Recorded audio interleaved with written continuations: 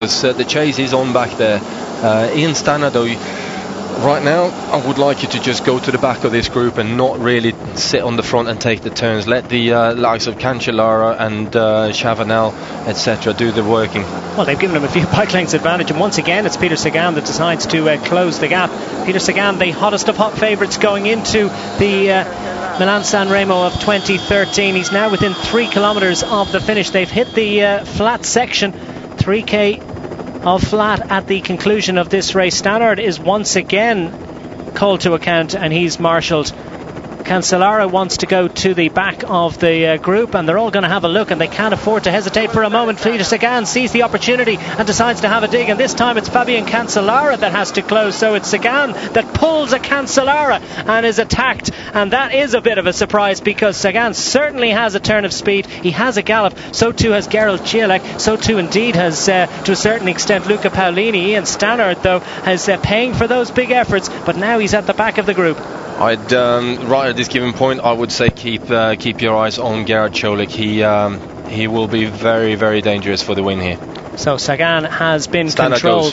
Stannard is going to have another dig, but he's really struggling. He's powering a big gear. Great move. Absolutely fantastic performance here as Cancellara and Sagan watch each other. It's an opportunity for Ian Stannard to try and steal a march on the superstar. Sagan decides he doesn't want to do the chase. He'll leave it up to Fabian Cancellara. So now you have a match pursuit race between two great pursuers. Ian Stannard is pushing as hard as he can, and he's opening a significant advantage now as we head towards the last 1500 metres. A little bit of a left-right flick that's treacherous in the extreme. Cancellara goes to the back and sends it back up to Peter Sagan, and as you say, Magnus, this all looks pretty good for Gerald Ciolek, who's sitting in the box seat and getting the big advantage. Stannard has been closed down, but what a great effort. You've got to give great cheer to Ian Stannard, who's definitely made his mark on Milan-San Remo of 2013. He's still powering on the front. He's not quite aware that he's been closed down, but what a great effort as Peter Sagan takes the opportunity. This is doing great work, of course, for the group to try and hang on ahead of the bunch behind. We've got no indication of time difference between them as they hit the final kilometre. Stannard is going to lead it out for them by the looks of things. Yeah, this is going to be an outright battle in my book between Peter Sagan and Gerard Ciolek, but watch out for Cancellara. He's definitely not slow in the sprint. Well, Gerald Ciolek is a sprinter by trade. He's with the relatively unknown MTN Quebec team, new to Pro Continental racing this year, new to World Cup racing, and what a contribution they've made. Don't forget, of course, Luca Paolini at the back of the group already has one significant one-day race under his belt this year in Het Nieuwsblad. Clearly has great form. Ian Stannard on the front is going to keep it honest.